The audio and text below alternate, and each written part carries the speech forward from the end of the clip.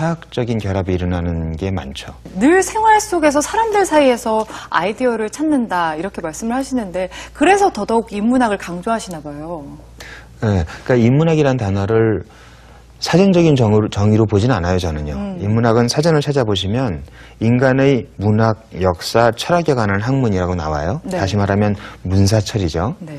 근데 우리가 얘기하는 지금 이 생활 속의 인문학이라는 단어를 수습할 수 있는 개연성은 없어요. 사전적 정의에. 네. 제가 보는 인문학은 사는 모습이에요. 그러니까 어떤 음악에 어떤 말에 사람들이 반응을 보이는가, 어떤 농담에 웃음을 던지는가, 어디에 눈물을 흘리는가, 뭐를 듣고 소름이 돋는가, 이런 메커니즘의 분석이거든요. 그렇게 보면 유행가에도 인문학적인 촉순이 있는 거죠. 그런 면에서 저는 인문학을 보고요. 그러니까 인문학 자체가 학문의 범주에 너무 한정을 지을 필요는 없다 이런 얘기를 하시는 거예요. 예, 그러니까 최근에 유행하는 인문학이라는 단어를 해석할 방법은 없는 것 같아요. 그다음 스티브 잡스가 네. 기술과 인문학이 만나는 지점에 자기 애플이 있다고 했잖아요. 네네. 거기 문사철이 어디 있어요? 그거보다는 사람들이 어떤 메커니즘으로 구동이 되는 거냐. 메커니즘이란 단어가 벌써 비우긴 하지만 사람은 메커니즘이 아니지만 네. 그런 얘기를 했을 때 인문학이라는 건 그렇게 볼 수 없죠. 그러니까 울림판이 어떻게 움직이느냐에 대한 공부예요. 그러니까 아까 말씀드린 것처럼 유행가 노래 가사 혹은 오늘 봤던 드라마에 나왔던 대사 어떤 장면 이런 장면들이 그거 봤어? 정말 좋지 않아? 이런 것들이 있죠. 그걸 내가 잡아내야 되는 거죠. 거기에 대한 촉수는 계속 가지고 있어야 되는 것이고 그걸 저는 인문학적인 촉수라고 얘기를 해요.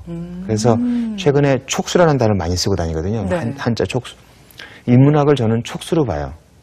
그러니까 이 예민한 사람들은요. 아무것도 아니게 보는 비 오는 장면을 보고도 감동을 받잖아요. 네. 그런 사람들이 우리 업계에서는 유능할 가능성이 높아요.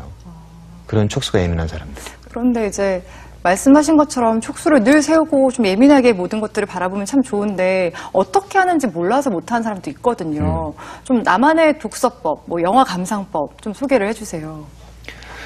저 같은 경우는 다른 사람들이 어떤 것에 반응을 했는가를 자꾸 봐요. 네. 그러니까 나는 무심히 봤었는데 어떤 도종환이라는 시인은 담쟁이 가지고 시를 쓰고 네. 안도현은 간장게장 가지고 시를 쓰기도 하고 김우는 꽃 피는 것, 고우는 알랭도 보통은 사랑 이런 것들을 저는 무심히 봤던 것들을 다 세밀하게 들여다보면서 뭔가 써내거든요. 네. 그걸 본 다음에 이제 그걸 이제 내가 한번 해보는 거죠. 그런 것들이 가장 좋고요. 그래서 어떻게 하면 그런 촉수를 기를 수 있느냐? 스승들이 많아요. 대부분의 스승들이 서점에 있고요. 네. 그리고 영화 감독도 그렇고요. 고전도 많이 보신다면서요? 고전 좋아하죠. 고전은 왜냐하면 시간의 시련을 이겨낸 것이거든요. 세상에 제가 아는 것 중에서 인간이 만든 것 중에서 시간의 시련을 이겨내는 건 없어요. 젊음도 시간의 시련을 이겨내지 못하고 영원한 사랑이라는 것도 남산의 자물쇠는 남을지언정 영원할 것 같지는 않고요. 근데 고전은 300년 전에 400년 전에 쓰였거나 만들어진 것들이 네. 지금까지 사랑을 받는다는 것은요. 거기 뭐가 있는 거예요. 그렇지 않고는 살아남을 수가 없어요. 네. 그럼 그 무엇이 궁금한 거죠. 그리고 여태까지 제 경험치로 보자면 분명히 뭐가 있어요. 분명히. 그러니까 시간이 남을 때는 웬만하면 고전으로 들어가죠. 그렇게 변하지 않는 힘을 좀 광고에도 녹여내고 싶은 게 욕심이신 거죠? 아, 그런 욕심은 없어요. 그런 욕심은 왜냐면요, 없으세요? 광고는 당대예요. 아. 광고는 그 시대의 문맥하고 정확히 맞아야 되고요. 그래서 시간이 지나면 색이 바를 수밖에 없는 게 광고고요. 그래서 저는 제가 만드는 광고를 작품이라고 생각하지 않아요. 작품이란 단어는 광고에 들어오기엔 적합한 단어 같지는 않고요. 네. 광고는 소통이에요. 불특정 다수의 사람들과의 소통. 근데 그걸 이제 아름답게 하기 위해서 시의 형태를 취하거나 영상미를 추구를 하거나 이렇게 되는 거죠. 그리고 이제 그게 정확하게 맞았을 때 사람들은 예를 들어서 10년 전에 쓰였던 20년 전에 쓰인 거죠. 네. 그녀의 자전거가 내 가슴속에 들어왔다는 가사를 아직도 기억을 하는 거겠죠.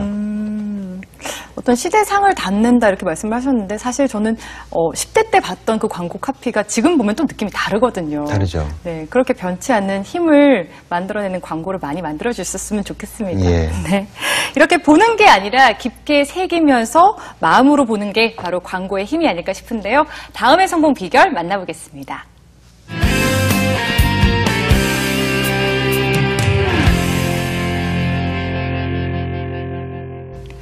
개처럼 살자. 어감이 좀 그런데요. 이거 제가 아는 그 개 맞나요? 맞습니다. 맞고요. 네. 내용은 아시는 내용일 거예요. 네. 왜 우리 젊었을 때부터 카르페 디엠이라고 하잖아요. 네, 현재를 살라. 현재에 집중을 해라. Seize the moment 이게 이제 되는데, 근데 저 카르페 디엠은 순간의 최선이거든요. 네. 순간의 쾌락이 아니라 그거예요. 그걸 저는 개처럼 살자라고 이제 제 용어로 바꾼 거죠. 사실은 호텔에서 하는 어떤 조찬 모임에서 네. 그 CEO 대상 조찬 모임에서 강연을 해달라. 근데 제목을 뭘로 할까? 제목에 따라서 오시는 분들 모객이 달라진다. 제목을 잘 뽑아달라라고 한 거죠. 네. 그래서 이제 그날의 테마가 카르페 디엠이었는데 카르페 디엠이라고 쓰면 신선도가 없잖아요. 네. 그래서 개처럼 살자라고 쓴 거죠. 그래서 저기 5성급 호텔 로비에 개처럼 살자가 크게 붙은 거죠. 이목을 확 집중시켰을 네. 것 같아요.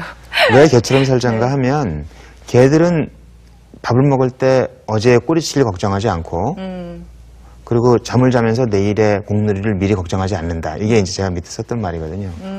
개들은 보면 왜 꼬리를 칠 때는 자기가 할 수 있는 유일한 일이 꼬리치기인 것처럼 꼬리를 치고요.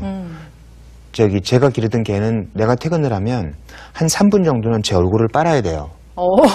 그래서 제가 첫 번째 했던 일이 가방을 던지고 안경을 벗고 침대에 눕는 거였어요. 그러면 와서 얼굴을 빠는데요. 그때 제가 느낀 게 뭐냐면 마치 숨을 못 쉬는 애 같아요. 여기 얼굴을 빨지 않으면 자기는 숨을 못 쉬는 거. 그러니까 우주에서 이 산소 이걸 벗은 것처럼 빨아요. 그리고 밥 먹을 때 보면 마치 밥을 처음 먹는 애들 같아요. 그리고 나가서 뛸 때 보면요. 이 세상에 이런 세상이 있나라고 정말 온몸으로 즐겨요. 그거죠. 그 삶의 태도